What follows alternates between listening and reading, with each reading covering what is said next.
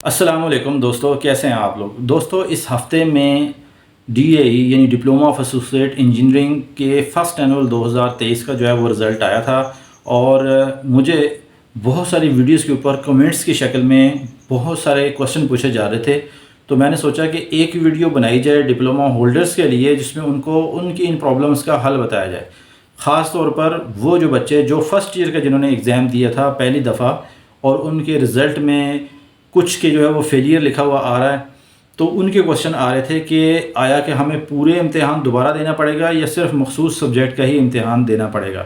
तो इसका सवाल का जवाब ये है कि आपने देखा होगा, जब आप रोल नंबर एंटर करते हो अपने Punjab board of technical education की वेबसाइट के ऊपर जाके, तो आपके सामने एक रिज़ल्ट खुल के आता है जिसमें कुछ जो है वो ब्लैक कलर में जो है वो आपको मार्क्स नज़र आते हैं, कुछ रेड कलर में नज़र आते हैं। जो तो रेड कलर में मार्क्स नज़र आते हैं ना, उसमें आपको क्लियर वहाँ पर लिखा जाता है जैसे कोई प्रैक्टिकल एग्ज़ाम का कोई पेपर है। मिसाल के तौर पे फ़िज़िक्स का ले लेते हैं। अब फ़िज़िक्स में जो है मिसाल के तौर पे अगर 150 नंबर का पेपर है, तो उसमें 100 नंबर का जो है वो पेपर जो है वो थ्योरी का होगा और 50 नंबर में 30 नंबर सेशनल के होंगे और 20 नंबर प्रैक्टिकल के होंगे।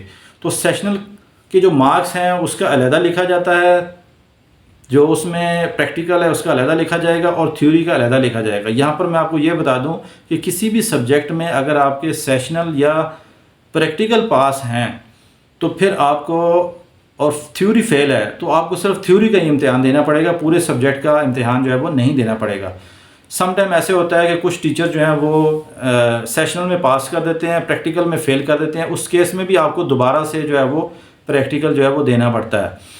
और अगर आपकी थ्योरी और प्रैक्टिकल पास है और थ्योरी फेल है, तो सिर्फ आपको थ्योरी के ही जो है वो पेपर दोबारा देना पड़ेगा। अब यहाँ पर एक और बात बता दूँ कि जो जैसे कि पता है कि आपको फ़र्स्ट एनुअल 2023 का रिज़ल्ट आ चुका है और रिसेंटली मुझे एक जो है वो बोर्ड की तरफ से पेपर भी वसूल हुआ है, जो कि मैंने बनाकर जो है वो भेजना है। इसका मतलब ये है कि सेकंड एनुअल जो 2023 है, जो कि दिसंबर में मुनक्कद होगा, उस सिलसिले में बोर्ड की तरफ से तैयारियों का आगाज़ हो चुका है। और जो दाखिले जो भेजे जाते हैं ना शेड्यूल के मुताबिक, वो अक्टूबर के फर्स्ट वीक में या मिड के अंदर जो है वो दाखिले भेजे जाते हैं। और इसलिए आपने आपको जो है वो अभी से ज़हनी तौर पे तैयार कर लें कि जो आपके सेकंड एनुअल 2023 का जो एग्ज़ाम होगा वो दिसंबर में होगा। और ख़ास तौर पे दिसंबर की जब छुट्टियां शुरू होने वाली होती हैं, उससे कुछ अर्सा पहले यानी 20 दिसंबर से या फिर 15 दिसंबर से जो है वो ये सेकंड एनुअल का इम्तिहान शुरू हो जाता है। लेकिन जो एडमिशन भेजने का जो अमल है ना, वो आपको यूँ कह लो कि अक्टूबर के मिड के अंदर जो है वो स्टार्ट होता है, जिसमें first fees, second fees, third fees के साथ दाखिला जाता है। तो अभी से जो है वो आप पेपर की आप तैयारी शुरू करो, तभी आप। अब उसके अलावा मैंने जो है वो आपको डिस्क्रिप्शन में एक वीडियो का लिंक भेज दूँगा, जिसमें आपको पता लग जाएगा कि कैसे हमने डिप्लोमा का जो सब्जेक्ट है वो क्लियर कैसे करना है।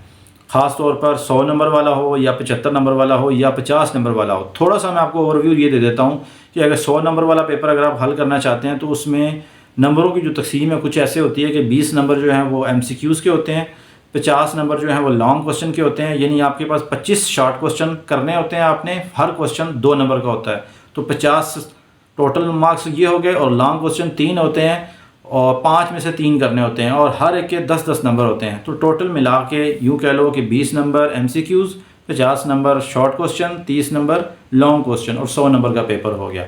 जबकि अगर आप जो है वो 50 मार्क्स वाले पेपर की बात करें, तो उसमें जो है वो 10 नंबर के जो MCQs होते हैं, शॉर्ट क्वेश्चन आपको 18 दिए जाते हैं, उसमें से आपने 12 करने होते हैं, यानी 24 मार्क्स होते हैं। और जो लॉन्ग क्वेश्चन है उसमें 3 दिए जाते हैं, उसके में से 2 करने होते हैं आपने। यानी वो यूँ कह लो कि 16 नंबर के लॉन्ग क्वेश्चन होते हैं, हर क्वेश्चन जो है वो 8-8 नंबर का होता है। तो 16 जमा 24 जमा 10 50 नंबर का ये पेपर होता है। तो इस तरीके से आपने जो है वो पेपर अटैम्प्ट करना है। पेपर अटैम्प्ट करने के लिए ज़रूरी है कि जो आप शॉर्ट क्वेश्चन अटैम्प्ट कर रहे हो वो आप सारे अटैम्प्ट करो। जैसे कि अगर आप लॉन्ग पेपर की बात करो, तो अगर आपको 25 करने हैं तो आप कोशिश करो 25 से ज़्यादा करने की कोशिश करो, क्योंकि कुछ क्वेश्चन ऐसे होते हैं जिसके अंदर आपको जो है वो आपके किसी में 1 नंबर आता है, किसी में 2 नंबर आते हैं। लेकिन अगर आप सारे क्वेश्चन हल करते हो, आपके पास टाइम भी होता है, तो जो चेक करने वाला होता है उसने लाजमी तौर पे सारे क्वेश्चन चेक करने होते हैं। फिर उसमें से जो हाईएस्ट मार्क्स वाले जो क्वेश्चन होते हैं, उन नंबरों को सबसे पहले काउंट करना होता है। मिसाल के तौर पे आपने कोई सवाल हल किया है जो कि 36 नंबर पे है और उसमें आपके 2 मार्क्स आए हैं, जबकि 25 पोजीशन वाले के 1 नंबर आए हैं, तो वो उस एक को काउंट नहीं करेगा, वो उस 2 वाले को काउंट करेगा। तो इसलिए जो है वो अगर आपके पास टाइम हो पेपर हल करते हुए, तो आप कोशिश करें कि ज़्यादा से ज़्यादा शॉर्ट क्वेश्चन अटैम्प्ट करें, और लॉन्ग क्वेश्चन भी अगर आपको 3 कहे गए तो आप एक आध फालतू करने की कोशिश करें, थोड़ा सा अपनी राइटिंग की स्पीड को तेज़ करें और टू द पॉइंट जो है वो चीज़ को लिखें।